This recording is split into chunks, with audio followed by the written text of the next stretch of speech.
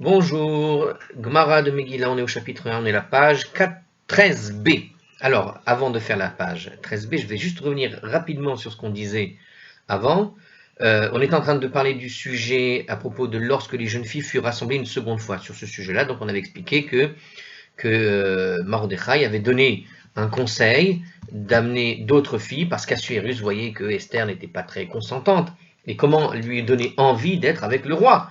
Alors il fallait la rendre jalouse, et le fait de réunir d'autres femmes pour un autre concours en quelque sorte, ça permettrait de la rendre jalouse et donc de lui donner envie de rester avec Assuérus. Et bien sûr, Mardoché, comme il le dit dans d'autres commentaires, en réalité il n'a fait ça.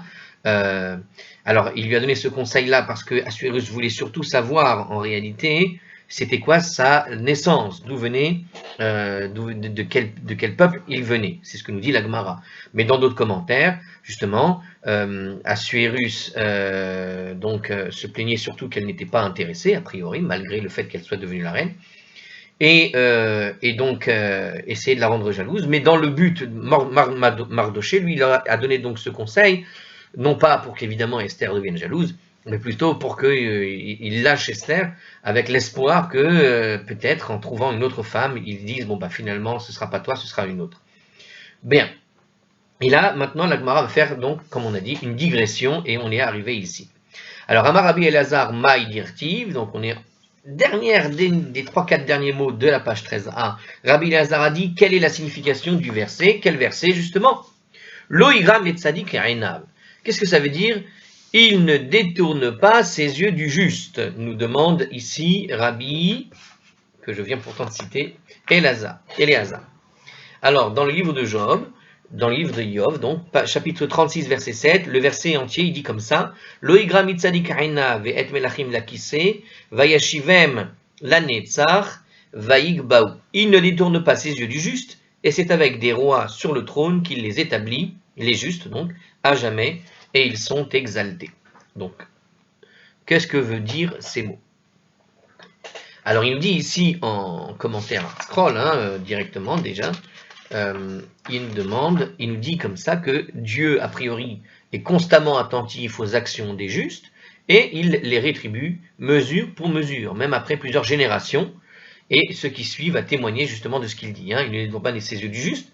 Ça veut dire qu'il continue de récompenser le juste même après sa vie, si je puis dire. Alors il dit comme ça. Bishar tzni'ut sha'itaba berachel, zarta v'yatsa mimena Shaoul. En récompense de la discrétion dont Rachel avait fait preuve, elle a eu alors le privilège de compter parmi ses descendants le fameux Shaoul, le roi Shaoul, qui était apparemment, nous dit Artscroll, entre parenthèses, qui était quelqu'un de discret. Alors, il nous dit comme ça, au chapitre, en commentaire, comme il apparaît dans le livre de Samuel, en fait, dans le livre de Samuel 1, chapitre 9, versets 1 et 2, on dit que Shaoul était donc issu de la tribu de Benjamin, qui est évidemment le fils de Rachel.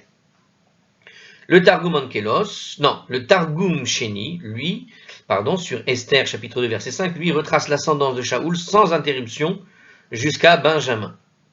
Donc, ok. Donc on a en fait la possibilité de déterminer l'ascendance de Shaoul jusqu'à Benjamin. Ok.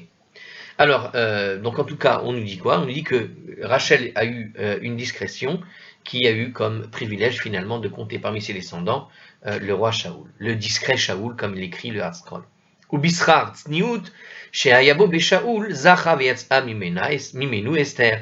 Et en récompense de cette discrétion dont Shaoul lui-même a aussi fait preuve, il a eu le privilège de compter alors parmi ses descendants la discrète Esther, nous dit encore Scroll dans les mots, alors de compter donc parmi elles Esther. Alors, rien dans l'écriture n'établit clairement que Esther est en fait la descendante de Shaoul en réalité, mais on sait en revanche qu'elle est la fille de qui? De l'oncle de Mordechai, puisqu'ils sont en famille. Or, on avait expliqué que Mordechai lui-même est un descendant de Benjamin, et de la tribu de Benjamin. Donc le Targum Sheni, le même qui a fait une généalogie sur Shaoul, établit aussi une ascendance de Mordechai jusqu'à Shaoul en fait. Donc voilà, il faut aller chercher le Maharsha qui nous raconte ça, et Rashi aussi. Voilà. Alors, berachel, et en quoi consiste la discrétion dont Rachel a fait preuve? De quoi on parle en fait? Où est-ce qu'elle a été discrète à un moment donné, Rachel dans l'histoire? Eh bien, Dirtiv, Vayaged Yaakov le Rachel ki achi aviyahu, car il est écrit dans la Genèse chapitre 29 verset 12, il dit comme ça, et Jacob dit à Rachel qu'il était le frère de son père. Alors, il nous dit en commentaire ici, a priori, d'où on sait qu'elle est discrète, c'est parce qu'il y a écrit « Et Jacob dit à Rachel qu'il était le frère de son père » dans le texte. Alors d'abord, il faut savoir que la discrétion de Rachel ne ressort pas de ce verset, mais plutôt du récit que la Gemara que je vais vous dire tout de suite, va faire dans les lignes qu'on va lire, car après la rencontre entre Jacob et Rachel, il s'est produit des événements qui vont témoigner clairement de la discrétion de Rachel. Donc en fait, c'est pas sur ce verset qu'il faut compter, mais le démarrage, le point d'ancrage de tous les événements qui vont suivre après ça, va venir après. Mais on profite apparemment pour expliquer ce verset, parce qu'il y a une bizarrerie, évidemment, on a tous entendu quoi? On a dit, Jacob dit à Rachel qu'il était le frère de son père. Allons. Est-ce que Yaakov est le frère de son père? Et c'est ce que pose la Gemara comme question. Or, Jacob est-il réellement le frère de son père? N'est-il pas plutôt le fils de Rebecca, qui est la sœur de son père? Donc il est la sœur de son père, c'est-à-dire le père de Rachel. Hein. Et là, Amar, il est le neveu. Et là, Amar là, min seva li. Mais en fait, dans cette conversation qui s'est déroulée, il a dit à Rachel, apparemment direct, veux-tu m'épouser? Amrale en miu abba rama'ahu. Elle lui a répondu, oui, mais je dois te prévenir que mon père est un trompeur, est un rama'a. C'est quelqu'un qui trompe les gens, c'est un escroc. Vélo yochlat le, et tu ne pourras pas lui faire face. Ce qui est très fort. Amarla arrive Anna beramaout. Alors je lui ai dit, je suis son frère aussi en tromperie. Je suis moi-même aussi frère en tromperie. C'est-à-dire que je saurais lui rendre la monnaie de sa pièce, nous le dit dans les mots du commentaire ArtScroll ici. C'est-à-dire ce que voulait dire Jacob, en fait, quand il a déclaré à Rachel qu'il était le frère de son père, c'est qu'il saura répondre à la tromperie de son père. Moi aussi, je suis quelqu'un qui est capable de tourner les choses. En vérité, le mot ach, qui veut dire frère, peut être employé au sens de parent ou de cousin. D'ailleurs, on le voit plus tard, vous savez dans le passage d'ailleurs, alors je ne sais pas s'ils vont le citer ici, mais il y a d'autres passages où on voit que, par exemple, Yaakov va parler avec ses frères, et en fait, dans le texte, il est en train de parler avec ses fils en réalité. Donc on voit que le mot frère peut être utilisé, ça va mon frère. Tu vois, ce genre d'expression, quelque part, ça vient de la Bible. C'est-à-dire qu'on n'est pas, c'est pas toujours explicitement le frère, mais en réalité, ça peut inclure toute personne, on va dire, dans la famille, dans le sens de cousin, par exemple, ou proche famille. Donc ici, il nous dit ça dans ce commentaire, et on va voir quelques exemples apparemment. Qu'est-ce qui oblige donc la Gemara à y voir une insinuation que Jacob était l'émule de Lavan en matière de tromperie? Alors voilà, en tout cas, puisque le mot ar peut signifier cette idée qui pourrait être cousin ou parenté, pourquoi alors la Gemara va chercher une raison dans l'idée de la tromperie? Pourquoi il serait le frère en tromperie? Comment est-ce qu'on en est arrivé à dire que frère ici voudrait dire le frère en tromperie? Le Touré Even remarque que Jacob ayant dit à Rachel, dans le même verset, Vechi ben Rivka, qu'il était le fils de Rebecca, donc tu en conclus, s'il est le fils de Rebecca, c'est qu'a priori, il est donc effectivement le neveu de Lavan, et ils sont donc déjà frères de ce point de vue-là, de la filiation familiale. On a déjà compris, puisqu'il est le fils de Rebecca, c'est que Rachel avait bien compris qu'il était le frère, entre guillemets, en tout cas, d'un point de vue familial, de la famille, en quelque sorte. Il n'avait donc pas besoin de lui dire qu'il était aussi le proche parent de son frère. Donc ce n'était pas nécessaire, puisqu'il avait déjà déclaré qu'il était le fils de Rebecca. Aussi, la Gemara conclut que le mot achi ici n'est pas à prendre au sens de parent, mais bien au sens de frère dans une idée plus large. Je suis un frère en tant que trompeur. Je sais aussi tromper mon monde quand on me provoque. Je saurais donc répondre à la tromperie de ton père. Si ton père veut me tromper, je saurais lui répondre. Et c'est comme ça qu'ils en ont déduit la chose. Amrale ou Misharel et Tzadike, les Siguyé Berama Yuta. Alors Rachel lui a demandé, mais est-ce qu'il est permis à un juste d'agir avec tromperie? Tu vas quand même pas devenir comme mon père. Mon père est un trompeur, mais toi, tu es quelqu'un de juste. Est-ce que c'est normal d'aller dans le chemin de la tromperie, puisque le texte le dit comme ça, nous dit Yard-Scroll, pour une autre traduction, en gros, les Siguyé Beramayuta, ça veut dire d'aller dans le chemin des trompeurs, en quelque sorte, dans le chemin de la tromperie. Est-ce que véritablement un juste peut aller dans le chemin de la tromperie? Quelqu'un de juste, en général, n'est pas là pour mentir à ici ou Y, ou de s'amuser avec la vérité. Non, c'est plutôt quelqu'un de très droit, de très juste, justement, mais c'est pour ça qu'il est juste. Il ne va pas tromper son monde ou jouer avec les vérités. Alors il lui dit, et Amarla, il lui a répondu, oui, ils le peuvent, si jamais d'autres veulent l'escroquer. C'est-à-dire, en fait, ils peuvent répondre à des escrocs à la manière dont l'escroc essaye de le tromper, tout simplement. Si une personne, donc une personne de juste, qui normalement est très droit, elle est droite, mais comme on dit en hébreu, elle n'est pas un frayeur non plus, elle n'est pas idiot. Donc si une personne vient essayer de te tromper, et toi tu n'es pas quelqu'un d'idiot, et il essaye de te piéger, même si tu es juste et que normalement tu dois rester dans un chemin droit, dans un cas comme celui-là, une personne qui vient te tromper, tu peux lui répondre avec la même tromperie qu'il essaie de te répondre. C'est-à-dire qu'il ne faut pas rester idiot et se faire bouffer en quelque sorte par la personne qui va profiter de ta droiture et qui va prendre cette droiture pour une forme de naïveté. Donc il ne faut pas être naïf non plus, c'est un petit peu ce que dit le texte ici. Quelqu'un de juste qui doit rester droit avec tout le monde. Oui, mais quand devant lui une personne tente de l'escroquer, s'il reste droit, il se fera avoir. C'est obligatoire, c'est mathématique presque. Donc il ne faut pas rester naïf. Être juste ne veut pas dire devenir idiot et naïf. Im navar, et il te dit justement qu'il y a une preuve sur ça, il y a écrit Im navar titavar, ve im ikesh titapel. Non, titapal, excusez-moi. Avec une personne pure, tu agiras avec pureté, mais avec une personne tortueuse, tu agiras tortueusement. C'est-à-dire, en gros, ne te laisse pas faire. Hein, c'est simple. C'est dans Samuel 2, chapitre 22, verset 27, qu'il dit ça là-bas. Alors, il ne donne pas le contexte du texte. Hein, dommage. Amarla Umay Ramayuta. Alors, Jacob lui a demandé, mais quelle ruse il pourrait utiliser contre moi?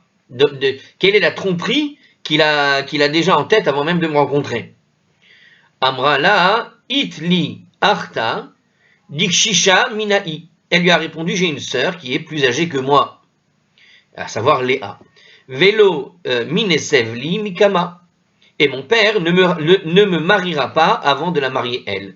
Donc il va essayer de te tromper et de te la donner à ma place. Massar la simanim. Pour empêcher cela, alors Jacob, et c'est dès la rencontre avec Rachel, le moment où ils se sont vus pour la première fois, qui lui a donné des signes, puisque c'est comme ça, je vais te donner des signes. Donc une sorte de mot de passe avec lequel je saurai que tu es Rachel, pour éviter que Lavan puisse remplacer Léa avec Rachel. Puisse remplacer Rachel, avec Léa. Qui mata l'Elia. Quand la nuit des noces est arrivée, donc il continue à raconter l'histoire du mariage de Rachel et de Jacob, qui s'est mal terminé pour Jacob avec Léa. Enfin, c'est mal terminé, ça va. Hein. Alors, quand la nuit de noces est arrivée et que Rachel a constaté que son père s'apprêtait effectivement à lui remplacer Léa, à lui mettre Léa à la place, Amra hashta mikasfa arta'i. Alors il a dit à présent, elle a dit, voilà que comme elle voit que son père va remplacer avec Léa, elle va la remplacer avec Léa, c'est Rachel qui s'est rendu compte, pardon. Quand Rachel s'est rendu compte que elle va être remplacée par Léa, d'accord? Qu'est-ce qu'a fait Rachel? À présent que ma sœur va être humiliée, Amra hashta mikasfa arta'i. Elle s'est dit, à présent ma sœur va être humiliée. Pourquoi? Parce que Jacob a un mot de passe qu'il va demander à Rachel, et Rachel est censée donner ce mot de passe, sauf que ça va être Léa. Et Léa n'a pas le mot de passe. Et donc, ça va être une humiliation pour sa sœur, qui vont tous voir que c'était finalement Léa. Et ça va être la honte. Masartinuhu nihala. Elle lui a alors confié à Léa les signes qui étaient convenus, comme le mot de passe, etc. Ve'ainu dirtiv, et c'est ainsi qu'il est écrit, Vayihi baboker, ve'inehi Léa. Et ce fut au matin, et voilà que c'était Léa. Donc comment est-ce qu'il a attendu le matin? Alors, Genèse 29, 25, pour ceux qui veulent voir l'histoire dans le texte. Alors, Mikela derat acheta lav leahi, mais ça veut dire que jusqu'au matin, ce n'était pas Léa. Évidemment que non. Et là, mitor simanim, shema sera Rachel et Léa, mais plutôt à cause des signes qui ont été convenus avec Rachel et qu'il avait confiés, et que Rachel a donc donné à Léa, lo havayada adashata. Alors Jacob n'a pas su, il ne s'est pas posé de questions jusqu'au matin, jusqu'à présent, jusqu'au matin en l'occurrence. Il ne s'est pas posé ces questions-là jusqu'à ce que la chose soit claire, à savoir qu'il s'agissait de Léa et non de Rachel. Les fichach. Alors c'est pourquoi nous dit justement cette histoire-là, puisqu'on raconte l'histoire pour comprendre la discrétion. Les fichach zartav yatzam imena Shaoul. Alors pour avoir usé de cette discrétion, Rachel a alors mérité de compter le discret Shaoul parmi ses descendants. Le sens du commentaire de Rashi n'est pas tout à fait clair, nous dit ici, dans le commentaire original de Rashi. Apparemment, il y a plusieurs, façons de l'interpréter, parce qu'ici, il dit aussi pour avoir usé de discrétion. A priori, c'est Rashi qui aurait dit ça, mais est-ce qu'il s'agit d'une discrétion ici? Donc le sens du commentaire de Rashi n'est pas tout à fait clair. Il faut consulter le rachage. Peut-être faut-il le comprendre ainsi. De prime abord, la notion de tsniout, la discrétion, dans le contexte de ce passage, est l'aptitude à garder cachées des affaires privées et de ne pas les révéler à autrui. Le fait que les signes convenus n'aient pas été divulgués durant les 7 années précédant le mariage témoigne clairement qu'une telle attitude en la personne de Rachel. Parce que si le fait que Jacob avait convenu un mot de passe avec Rachel avait été connu, jamais Lavan n'aurait tenté de substituer Léa à Rachel. Donc une manière d'expliquer la chose à propos de cette sniout, on essaie de comprendre ici pourquoi est-ce que Rashi nous dit qu'elle a été discrète en ne confiant pas en confiant a priori le secret des signes, parce que a priori les signes, alors il explique comme ça le rachage pour expliquer ce que veut dire Rashi par la discrétion. Il l'explique de cette manière qui est très jolie. Il dit que la discrétion ici, parce que tu pourrais objecter en disant mais où est la discrétion de Rachel puisqu'elle a donné les signes finalement? C'est quand même bizarre. Donc en quoi il y a une discrétion ici dans le comportement de Rachel d'avoir donné les signes au fond? Alors il y a une discrétion parce qu'elle ne voulait pas humilier sa sœur. Donc est-ce que c'est l'humiliation de la sœur qui est le mérite ici, de ne pas humilier sa sœur, ou est-ce que le mérite particulier et où se trouve la discrétion? Donc le Rachash explique le Rashi, cette discrétion dont on parle, c'est plutôt les 7 années, puisqu'il a fallu 7 ans pour attendre que Yaakov puisse se marier, et donc ces 7 années qu'il a attendues justement, eh bien il les a attendues, a priori, grâce à la discrétion de Rachel, qui a gardé secret ce système, jusqu'au jour où elle a effectivement constaté, ça a été vraiment décidé la veille, elle a constaté le remplacement avec sa sœur. Donc, elle a gardé discret les secrets qu'elle avait avec Yaakov, et c'est en dernier recours, en dernière minute, qu'elle a donné le secret pour éviter à sa sœur l'humiliation, puisqu'il n'y avait pas plus moyen de retrouver sa place de femme première avec Yaakov ici. Donc elle lui a donné, et donc comme il explique cette idée de secret de tsniout, dans cette capacité à avoir gardé le secret. Et pourquoi il dit que c'est d'autant plus vrai qu'elle a gardé ce secret pendant 7 années? Parce que si Lavan avait eu vent qu'il y avait un accord entre Rachel et Yaakov sur des secrets pour se reconnaître, eh bien il n'aurait pas pu tenter ce qu'il a tenté de faire et ce qu'il a réussi à faire avec Léa. Parce que sachant qu'il y a eu ce secret, il n'aurait pas mis ça aurait pas marché tout simplement. Donc elle a gardé ce secret-là, elle a gardé toujours de manière privée, dans le cadre du couple Yaakov-Rachel, c'est gardé donc dans la tsniout du couple, dans la pudeur du couple, de garder cette idée de signe qui n'a jamais été dévoilé, et même son père ne le savait pas, et c'est parce qu'il ne le savait pas d'une certaine façon qu'il a quand même tenté sa chance d'escroquer Yaakov, et que ça a marché pour le coup. Donc elle a mérité Shaoul grâce à cette discrétion, comme le disait Rashi. Umat tsniut aïta be Shaoul. Et quelle était la discrétion de Shaoul dont il a fait preuve? Alors comme il est écrit, Ve'en devar hamelucha lo higid lo asher amar Shemuel. Et alors parce qu'il est écrit dans le livre de Samuel, certainement, forcément, Samuel 1, chapitre 10, verset 16, il dit comme ça, et quant à l'affaire de la royauté dont avait parlé Samuel, il ne lui rapporta pas.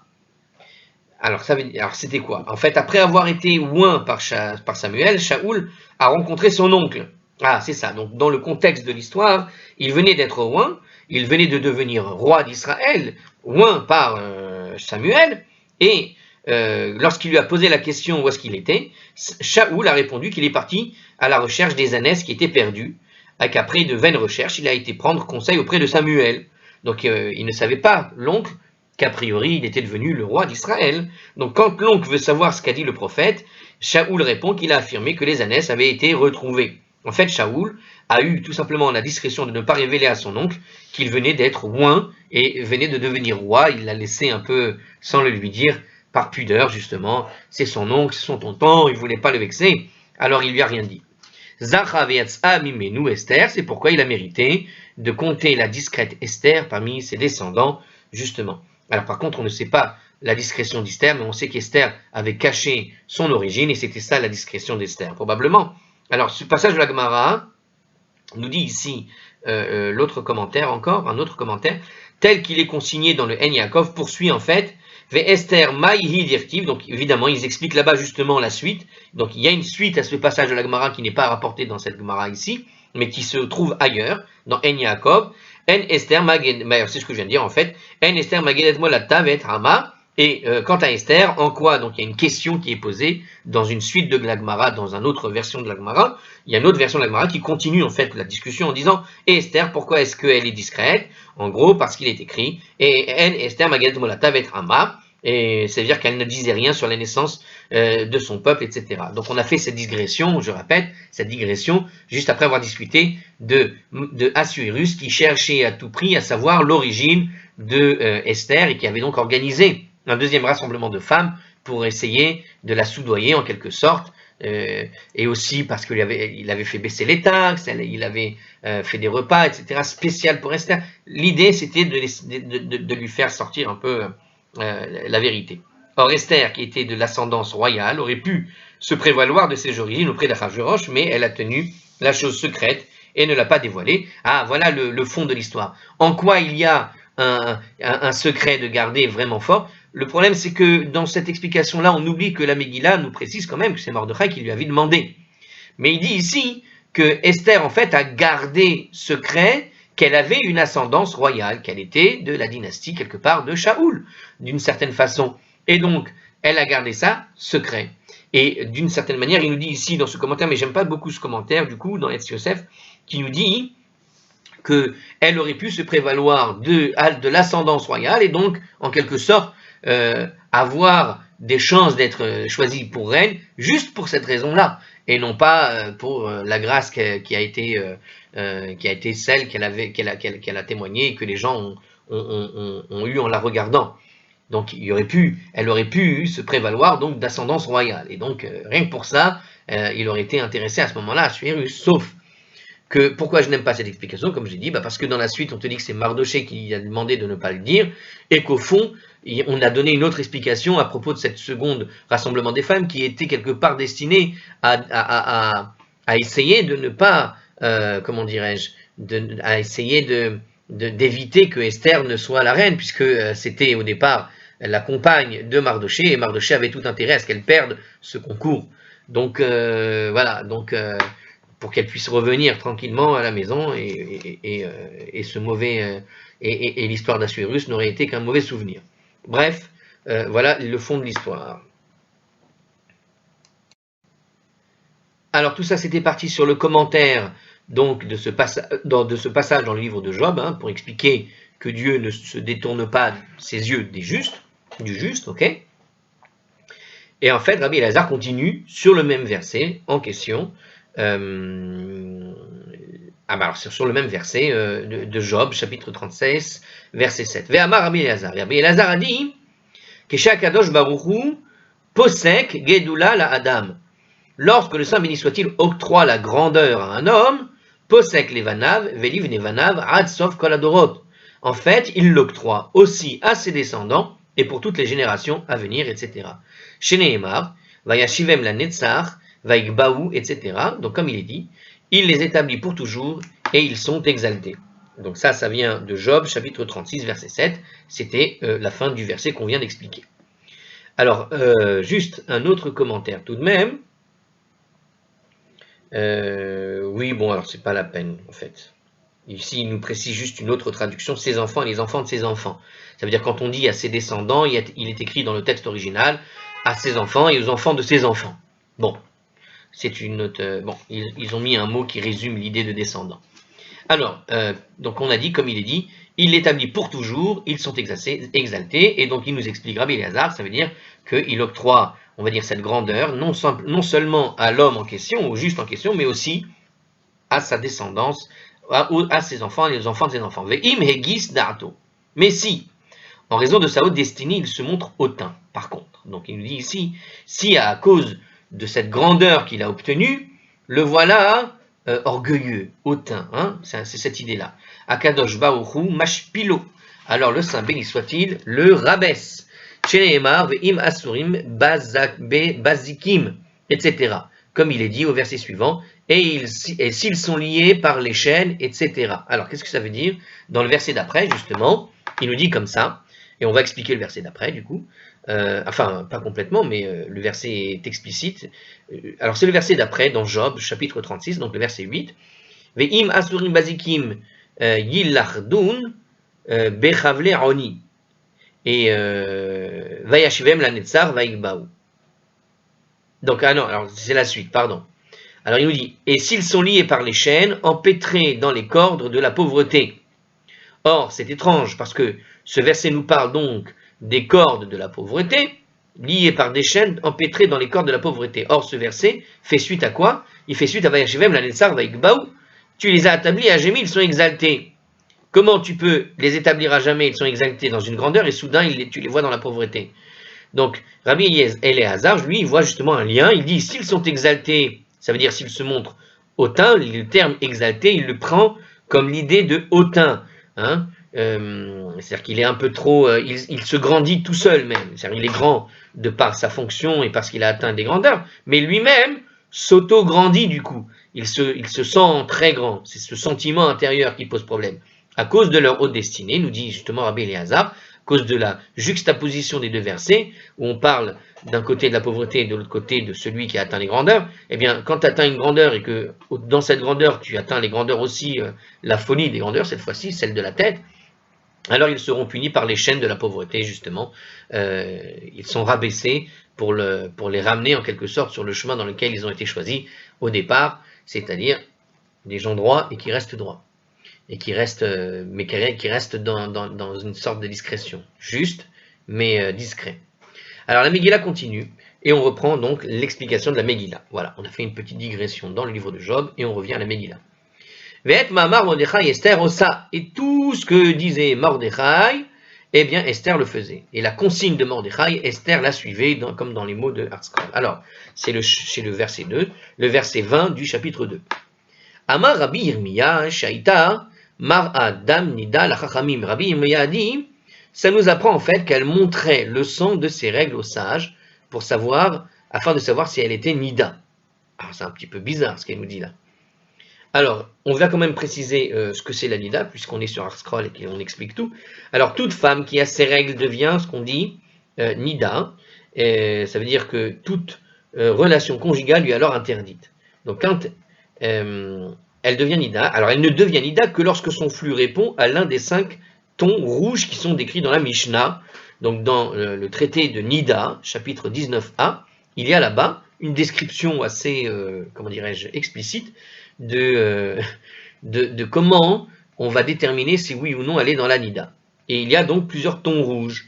Donc il nous dit comme ça, toute couleur douteuse doit être présentée à un sage, seule habilité à déterminer si le ton est révélateur ou non d'un état de Nida. C'est un petit peu comme ceux qui font des tests, vous savez, pour le sucre. Ils ont des petites languettes comme ça avec différents taux de sucre, ou comme tu fais les tests de pH, si vous avez déjà entendu parler de ça, des trucs comme ça. Donc, et en gros, tout le monde ne sait pas traduire ce que la couleur qui correspond à ces tests. Bon là ici, évidemment, c'est la couleur directe du tissu qui va être imbibé de sang ou pas. Et donc l'idée est d'avoir quelqu'un qui s'y connaît bien pour savoir si oui ou non elle est toujours Nida ou pas. Aussi Esther avait-elle coutume de soumettre les prélèvements de ses écoulements sanguins pour savoir si elle avait ou non le statut de Nida. Donc, puisque même après avoir été prise pour femme par Assuérus, elle est restée en fait mariée à Mardoché, comme va le préciser la Gemara dans la suite, et comme je vous l'ai dit un peu avant. Donc, elle devait donc savoir à quel moment il lui serait interdit d'avoir des relations avec Mordechai, nous explique le Maharsha. Donc, elle voulait savoir. Alors oui, mais alors elle restait encore mariée, mais comment ça s'est déroulé, toutes ces histoires? Oh là là, on apprend des choses. Alors, Rabbi Irmiya nous dit qu'elle montrait donc le sang de ses règles aux sages de manière régulière, donc, et le verset conclut. Alors c'est pour ça, Ve'et Ma'amar Mordechai Esther Osa, donc tout ce que disait Mordechai, elle le faisait, c'est-à-dire qu'elle allait le montrer aux sages, Sanida, comment Ka'asher Aïta Be'omna Ito, tout comme lorsqu'elle était sous sa tutelle. Amaraba Bar Lima, donc elle faisait tout ce que disait Mordechai, tout comme quand elle était sous sa tutelle. Ça veut dire que comme elle était sous sa tutelle, la suite du texte, eh bien ça voulait dire justement qu'elle était en permanence, donc comme à l'époque où elle était déjà mariée, tout simplement. Amaraba Barlima, Misheme de Rav. Rabba Barlima a dit au nom de Rav, Shaita Omedet Mecheko, Shel Achashverosh, ça voulait dire qu'elle se levait du giron d'Assuérus, Vetovel et Veyoshev et Becheko, Shel Mordechai, puis elle s'immergeait et s'asseyait sous le giron de Mordechai. Alors, qu'est-ce qu'elle veut dire? C'est-à-dire qu'en se relevant de ses relations intimes forcées avec Assuérus, donc on parle ici vraiment de viol en réalité à chaque fois, Esther retournait à son vrai mari, Mardoché, mais se baignait d'abord et se nettoyait de toute trace de relation avec Assuérus, afin de ne pas inspirer une répulsion aux yeux du juste qui était Mardoché, Mordechai. Bon, alors ça par contre c'est assez étrange tout de même qu'elle puisse sortir du palais quand elle voulait. Bon, on se rappellera que, regardez, on peut essayer de comprendre ça d'une autre façon. On a vu précédemment, dans les autres vidéos, quand on avait analysé le texte sur Vashti, que Vashti était une femme qui était immorale. Et donc cette immoralité, on savait que Vashti allait avec d'autres hommes, tout simplement. Et on savait, avec l'exemple qu'on avait donné, quand on avait dit qu'elle avait organisé son propre repas dans le palais, et non pas dans le palais des femmes. Et on sait qu'il y avait le palais des femmes. Donc pourquoi dans le palais normal? Parce que c'était pour avoir la possibilité d'être avec d'autres hommes. Donc on savait cette immoralité de Vashti. Mais ça veut dire, et on connaît l'immoralité évidemment d'Assuérus. Donc Assuérus, ça ne le dérange pas. Voilà, c'est ça que ça veut dire. Si elle doit aller ailleurs et qu'elle aille ailleurs, ça ne le dérange pas. Vous voyez, on est dans cette ambiance particulière dans l'époque de la Perse antique, avec en tout cas le roi Assuérus. À la lumière de cette interprétation, le verset signifie quand même qu'Esther suivait les consignes du sage Mordechai, à savoir qu'elle lui soumettait ses questions de Nida et se conformait à ses décisions en la matière. Nous dit ici le En Yaakov, le Rihav dans le En Yaakov. Bon. Bien qu'une femme mariée qui entretient des relations avec un autre homme devienne interdite à son mari, cela ne s'applique que lorsqu'elle y consent librement. C'est-à-dire si elle est dans l'idée de tromper son mari, d'accord, donc elle commet l'adultère, elle ne peut plus être autorisée à son mari. Une femme adultère ne peut plus revenir avec son mari. Par contre, si elle est contrainte, qu'elle est forcée, donc dans le cadre d'un viol ou dans le cadre d'une obligation vis-à-vis d'un roi qui l'oblige à faire les choses, elle demeure permise à son mari, à moins que celui-ci ne soit Cohen. Dans le cas d'un Cohen, elle lui restera interdite. Donc ça, on le voit dans Ketubot 51b, et si je me rappelle bien, même à la page 5 ou 6, il y a là-bas aussi cette idée-là. Or, la Gemara affirme justement, en 15a, que Esther était en fait contrainte d'avoir des relations avec Achashverosh. Donc on va le voir après qu'en réalité, toutes les fois où elle était en tant que reine avec le roi, elle était tout le temps obligée d'y se retrouver, et donc elle était contrainte à ce type de choses-là. Ce qui explique ce qu'on avait dit, le deuxième, justement, réunion des femmes, c'était pour qu'il la lâche en quelque sorte, mais il ne la lâchait pas, il voulait savoir d'où elle vient, etc.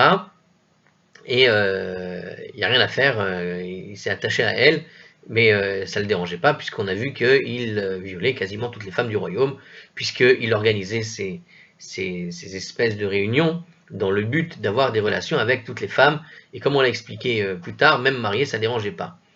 A priori, ça ne dérangeait pas, mais on avait vu... Alors, c'est étrange tout de même, ce passage-là. Parce qu'il semble qu'on avait vu un passage où même une femme mariée, éventuellement, comment dire, pour le moment, on a deux opinions qui me semblent à moi, en tout cas, bizarres, parce qu'on avait eu une opinion qui disait qu'il ne prenait pas les femmes mariées pour ne pas froisser les gens et garder, on va dire, sous sa tutelle la population, d'accord?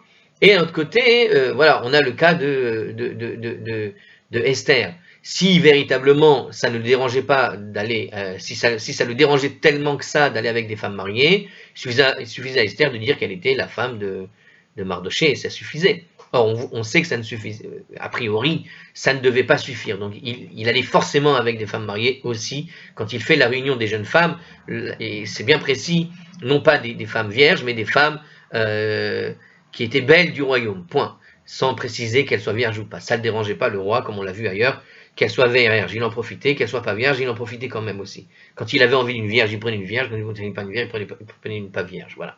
C'est comme ça que le texte assez cru nous dit les choses, hein. En tout cas dans la Gemara. Alors on continue dans la Megillah. La Megillah poursuit. Bayami Mahem ou Mordechai Yoshev Sharamel Erkatsaf Bigdan Varteresh. En ce temps-là, alors que Mordechai siégeait à la porte du roi, Bigdan et Teresh se sont mis en colère. Et alors on projetait d'assassiner le roi Assuérus. C'est écrit comme ça dans la Megillah. Artron nous a fini le texte, hein, le verset. Alors c'est le verset 21 du chapitre 2. Alors la Gemara fait une observation. Pardon. Alors c'est ça. Non, il n'y a pas de commentaire là-dessus. Donc tout simple. Amar Rabbi Chia bar Abba, Amar Rabbi Yochanan. Rabbi Chia bar Abba dit au nom de Rabbi Yochanan, Iktsif Akadosh Baruchu Adon Al Avadav. Le Saint béni soit-il a attisé la colère du maître contre les serviteurs. L'arasot Retson Tzadik. Pour accomplir la volonté du juste. Umanu Yosef. Et qui était le juste dont on parle? Yosef. Chez Nehemar, Vesham, Itanu Nahar, Ivri, etc. Comme il est dit, et là-bas, avec nous, il y avait un jeune hébreu, etc. On parle de quel épisode? On est dans la Genèse, chapitre 41, verset 12. C'est l'allusion avec l'incident du maître échanson et du maître panetier, qui ont été victimes de la fureur de Pharaon. Et ils se sont retrouvés en prison, et dans la même prison où il se trouvait là-bas Joseph. Là-bas, ils ont fait chacun le rêve, Joseph a interprété chacun le rêve de chacun de manière correcte, à savoir que les chansons seraient rétablies dans ses fonctions et le maître panetier pendu 2 ans plus tard. Le pharaon a lui aussi fait un rêve et nul ne sait interpréter de manière convaincante ce rêve. Il a demandé à tous ses magiciens et autres, il n'y a rien à faire, personne n'arrive à l'interpréter de manière convaincante. C'est alors que le maître échanson relate à Pharaon son expérience de codétenu. Il s'est alors rappelé qu'il y avait là-bas dans la prison un jeune qui traduisait les rêves de manière correcte, et il a tout de suite demandé de faire venir celui-là. Et il est donc convoqué au palais, où il va interpréter avec succès le rêve de Pharaon. Joseph est aussitôt libéré de prison et nommé vice-roi d'un coup. C'est cet enchaînement de faits qui fait dire donc à Rabbi Yochanan que Dieu a attisé la colère du Pharaon contre les intendants à seule fin de faire libérer Joseph et de le porter au pouvoir.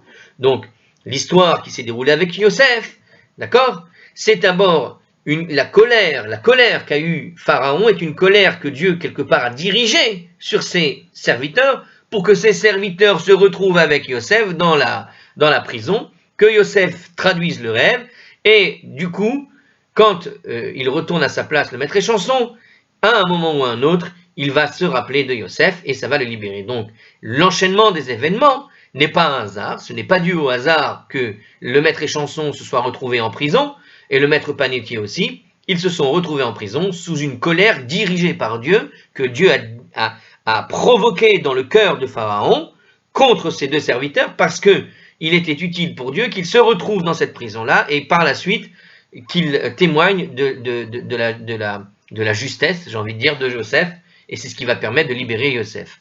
Donc c'est ce que nous dit ici Rabbi Chia bar Abba au nom de Rabbi Yochanan. La colère, Dieu a attisé la colère du maître contre les serviteurs pour qu'il accomplisse la volonté du juste. Chez Nehemar, comme il est écrit, Veshamitanu Nahar Ivri, donc comme il dit là-bas, et là-bas il y avait avec nous le jeune hébreu. Alors, Avadim al Adonehem, alors, il nous dit, et inversement, nous dit-il, le Saint béni soit-il, a attisé la colère des serviteurs contre leur maître. Donc, c'est pas seulement dans un sens que ça se déroule, à savoir un maître qui a une colère contre les serviteurs, mais regarde dans la Megillah, on a l'inverse. Les serviteurs contre leur maître, Bigtan et Teresh, sont donc 2 serviteurs qui vont effectivement vouloir tuer Assuérus. Bigdan et Teresh se sont irrités contre Assuérus et ils voulaient l'empoisonner parce qu'il avait privé de sommeil, parce qu'il les avait privés de sommeil. Comme va le relater la Gemara, on va voir la raison. Ah, c'est intéressant, ça c'est bien ça. On va voir la raison de Bigtan et Teresh. Et puisqu'il est inhabituel que des serviteurs s'en prennent à la vie de leur maître, uniquement à cause d'une histoire de sommeil, il faut admettre que c'est Dieu qui les a poussés à agir pour élever miraculeusement Mordechai. Ça va être dans la suite tout ça. Mais ce que veut nous dire en fait Rabbi Yochanan dans ce passage-là, c'est que la raison est tellement bête de la part de Bigtan et Teresh, t'es privé de sommeil, franchement, et ils veulent tuer le roi pour ça. Vous voyez ce que je veux dire? La raison est idiote. Et cette raison est tellement idiote qu'on ne peut pas y voir la main de Dieu derrière. C'est pas possible que des gens veuillent tuer le roi Assuérus parce qu'un jour il les a réveillés trop tôt ou je ne sais quoi. Ouais, imaginez quand même la situation idiote dans laquelle ces deux-là vont mourir. Hein, vouloir faire un attentat pour des raisons aussi minimes. D'accord? Donc c'est forcément la main de Dieu qui est derrière. Et donc on a ici quelque chose d'intéressant de Rabbi Yochanan qui nous dit que ça va dans les deux sens. Aussi bien le maître a une colère contre ses serviteurs que le serviteur a une colère contre leur maître. Tout ça, c'est dans les mains de Dieu. L'arasot nes les tzadik, donc les serviteurs vont se mettre en colère contre leur maître et ça va accomplir le miracle en faveur du juste. Qui était ce juste? C'est Mordechai. Dirti, vaivada, davar les Mordechai, etc. Puisqu'il est écrit, la sauge fut connue de Mordechai. Justement, dans notre verset, Dieu va mettre en quelque sorte cette colère dans le cœur de Bigtan et Teresh, et Mordechai va prendre cette colère, il va détourner un attentat qui était prévu contre le roi, et grâce à ça, ce mérite, eh bien, ça va être, comme on connaît l'histoire de Esther, ça va être noté dans les chroniques royales plus tard, et le fameux soir où Haman était venu pour pendre Mardoché, le roi était réveillé et venait de lire quoi? Une nouvelle, comme quoi il n'avait jamais récompensé Mardoché pour l'avoir sauvé la vie, en quelque sorte, de ce complot qui avait été contre Assuérus par Bigtan et Teresh. Et c'est à ce moment-là que véritablement le sort se retourne contre Haman, puisqu'il va lui dire à Assuérus, bon, vous connaissez l'histoire, il lui dit à Assuérus le cadeau qu'il pensait pour lui, et finalement il va être obligé de le donner à Mordechai. Bref, toute cette histoire-là, en tout cas, on voit ici, d'après ce que nous dit Rabbi Yochanan, que des fois, quand vous avez ce genre de situation-là, on a affaire à des moments où Dieu tourne le cœur de celui dont il a besoin, sous le feu d'une colère particulière, et c'est cette colère qui provoque l'élévation du juste. D'accord? Pour les besoins du juste. Juste, je vais repartir sur ce que j'ai dit à propos de Pharaon. Oui, bon, c'est un commentaire très connu. Ils nous ont rajouté ici dans le Midrash. Ils nous ont simplement rajouté le Midrash. Qu'est-ce qui était la raison de la colère de Pharaon ici? Bon, on peut le dire. Regardez par exemple. C'était encore voilà. Peut-être c'est intéressant pour voir les raisons idiotes. Hein. Pharaon avait emprisonné ses intendants parce qu'il a découvert une mouche dans son vin et une pierre dans le pain. Or, que Pharaon jette ses intendants en prison pour un délit aussi mineur, c'est quelque chose d'inhabituel. Donc, on a le même cas que pour Bigtan et Teresh. C'est-à-dire, eux, on les a privés de sommeil. Lui, il a trouvé une mouche dans le vin et un grain de sable dans le pain. Franchement, donc force est d'admettre que Dieu a enflammé la colère de Pharaon contre ses serviteurs. Il a incité à les emprisonner pour préparer la libération de Yosef. Donc, comme pour Bigtan et Teresh, les raisons semblent complètement dépassées, idiotes. Il y a vraiment pas besoin de s'énerver pour ce qui s'était produit. Surtout, je vais imaginer quand même le désert. Hein, vous êtes quand même dans le désert en Égypte. Enfin, il y a beaucoup de sable. Hein, c'est connu tout de même, l'Égypte et le sable. Et il s'est enflammé parce qu'il a trouvé un grain de sable dans du pain, franchement. Et il a mis à mort pour ça. Réfléchissons. Et des mouches, pareil. Je veux dire, des mouches en Égypte. Oh, quelle surprise! Hein, je veux dire, il n'y avait pas de système pour empêcher les mouches d'arriver ou je ne sais quoi, tu vois. Mais on a vraiment des raisons qui sont complètement irrationnelles dans un pays chaud, entouré de sable, de désert et de mouches partout. Voilà, imaginez quand même l'histoire. Voilà, on est dans ce registre-là. Donc, nous dit ici les deux commentaires se rejoignent, à savoir que dans les deux cas, on a des raisons idiotes qui poussent l'un à s'énerver contre l'autre. Et ces raisons idiotes, quand tu vois un tel énervement pour si peu, c'est forcément une raison divine derrière, nous dit ici, et dans le but de permettre au juste, évidemment, d'accomplir la volonté. En tout cas, de permettre d'accomplir la volonté du juste. Donc, ce sont des outils de Dieu à ce moment-là précis. Alors, la Gemara révèle maintenant le complot qui a été de celui de Bigtan et Teresh. Qu'est-ce qu'il voulait? Qu'est-ce qui est le problème? Alors, Amar Rabbi Yochanan nous a dit, alors, à la page 7a, cette assertion selon laquelle Bigtan et Teresh étaient deux Tarses est attribué aux disciples de Rabbi Yochanan, Rabbi Chiya bar Abba. Aux disciples de Rabbi Yochanan, c'est-à-dire Rabbi Chiya bar Abba, un disciple, pardon. Donc, a priori, on pense que c'est Rabbi Chiya bar Abba, puisqu'on avait vu. Donc, on dit que c'était des Tarses. D'accord.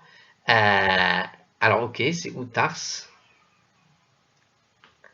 C'est des Grecs, en fait, je crois. Hein. Bon. Alors, Rabbi Yochanan. Amar Rabbi Yochanan, Bigtan veteresh, shete tarsiyim havu. Bigtan et Teresh étaient deux Tarses. Vehayu mesaperin bilshon tursi. Et ils s'exprimaient alors en langage tarse. Bon, je ne sais pas si c'est où tarse, il faudrait voir dans un petit dictionnaire, je ne suis pas sûr, mais je crois que c'est du côté de, enfin, c'est pas loin de la Grèce, quoi.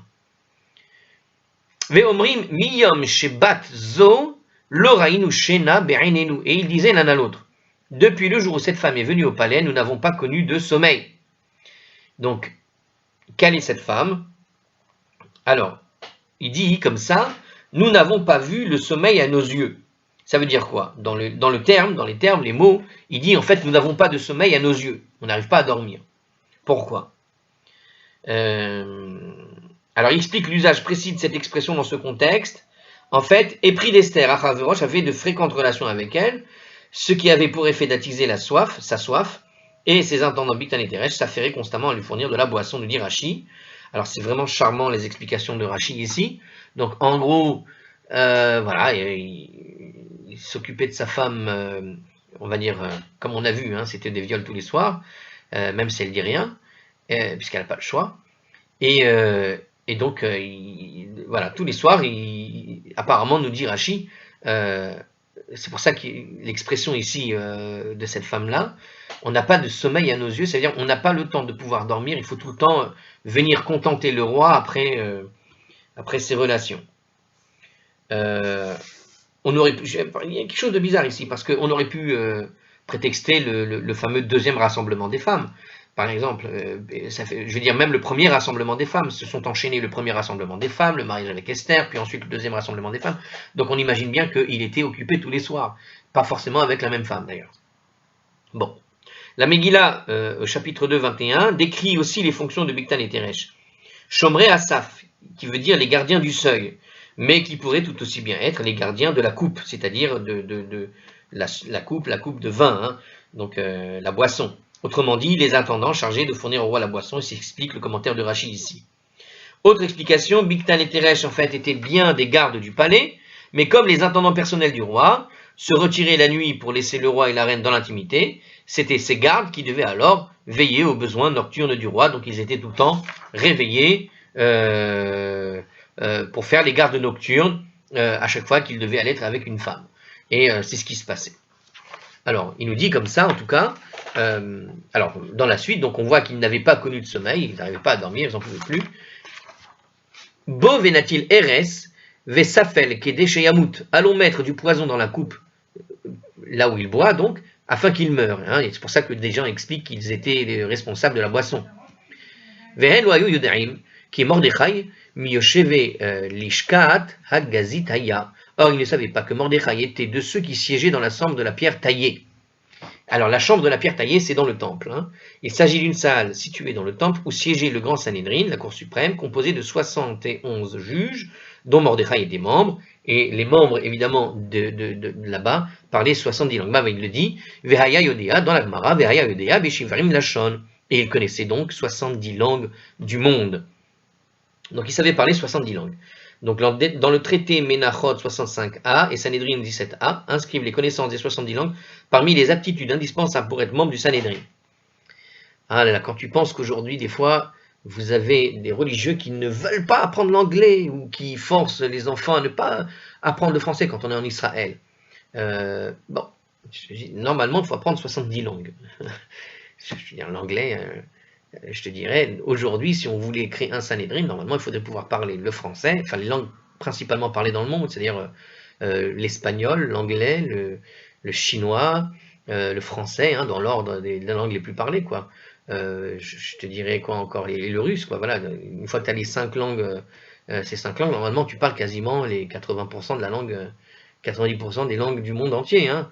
Tout le monde comprend plus ou moins l'anglais, et si c'est pas l'anglais, c'est l'espagnol. ou portugais, tu rajoutes. Puis tu rajoutes encore quoi en langue orientale, hein, le coréen, le japonais. Bon, après, il y a beaucoup d'endroits qui parlent l'anglais. Hein. Alors, bon, en tout cas, à l'époque, on parlait 70 langues pour faire partie du grand Sanhédrin, de la pierre de taille, celle qui se trouve collée, juxtaposée au temple. La suite, la pièce, en tout cas du Sanhédrin, est juxtaposée au temple. La suite de la conversation entre Bigtan et Teresh nous dit comme ça, à Marlo, alors il lui a dit, Vahalo en mishmarti ou mishmartecha shava. L'un il dit à l'autre, mais mon poste et ton poste ne sont pas les mêmes. Comment dès lors est-ce qu'on va pouvoir faire ce projet?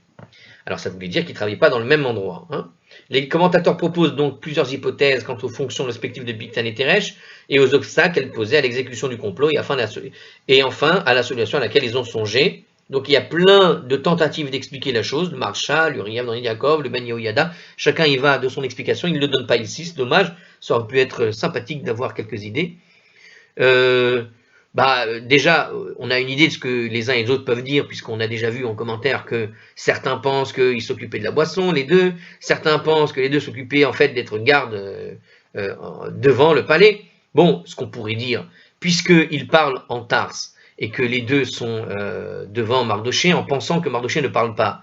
Il est possible qu'ils aient fait un complot et que l'un était parmi les gardes de devant et l'autre était celui qui vient donner la boisson et que finalement toutes les raisons se rejoignent. Et comment ça se déroulait ce complot? Eh bien, à chaque fois que, puisqu'ils ne dormaient pas et qu'ils venaient à chaque fois et que le roi réclamait souvent de la boisson, donc à chaque fois qu'ils passaient et qu'ils retournaient, donc les deux parlant le Tarse, se parler juste au moment de la sortie du palais, ou au moment où ils rentraient dans la chambre en tout cas, ou quand ils sortaient de la chambre, et à chaque fois ils se parlaient, et les deux étaient justement du coup très embêtés, puisqu'ils ne peuvent pas dormir les deux, aussi bien l'un que l'autre, l'un parce qu'il fait les gardes de nuit et qu'il n'en peut plus, parce qu'on lui a attaché cette garde à cause de toutes les fois où le roi Assuérus est en activité, et l'autre, qui, pareil, il est pour la même raison dans cette activité, en train de devoir passer et d'être au taquet pour pouvoir lui apporter de la boisson en permanence. Il n'a pas le temps de faire une sieste, même la nuit,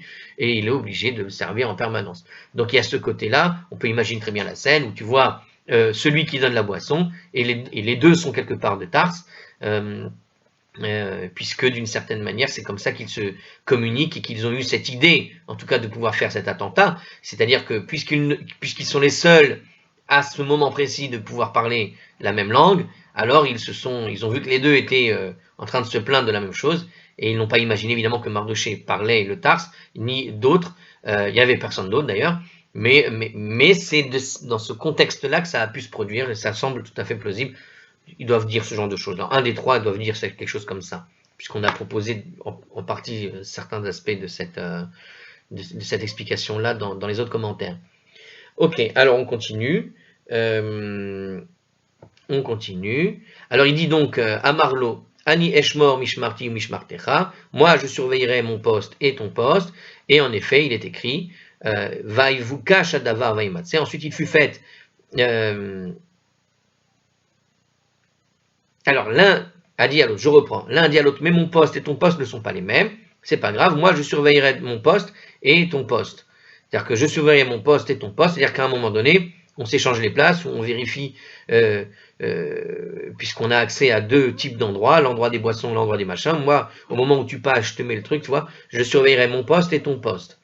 Puisque je suis celui qui surveille qui rentre, donc je te surveille quand tu rentres, et toi, tu vas rentrer avec ce que je t'ai demandé de mettre dedans, et on sera d'accord, tu vois, tchic-tchac, clin d'œil. Bon, on voit très bien comment ça a pu se produire. Et en effet, donc il est écrit, l'enquête fut faite, et il a été trouvé, chez l'Onim Tseoub et Mishmartan, qui ne se trouvaient pas à leur poste à un moment donné, ils ont quitté leur poste pour pouvoir faire les choses. Donc dans le En Yaakov, la formulation est un peu différente, chez l'Onim Tsab et Mishmarto, qui ne se trouvait pas à son poste, c'est-à-dire dès lors il ne se trouvait fort bien que la Gemara ait donné un verset à l'interprétation suivante, enquête fut faite et il a été trouvé absent de son poste. C'est-à-dire qu'à un moment donné, pour pouvoir faire les choses, ils se sont éclipsés discrètement pour aller chercher du poison ou je ne sais quoi. Bon, pas futé, hein, les deux quand même, mais apparemment l'enquête a permis de trouver l'attentat, quoi. Ils ont pu surveiller l'un et l'autre et trouver la solution. Allez, on passe à un autre texte, à la prochaine.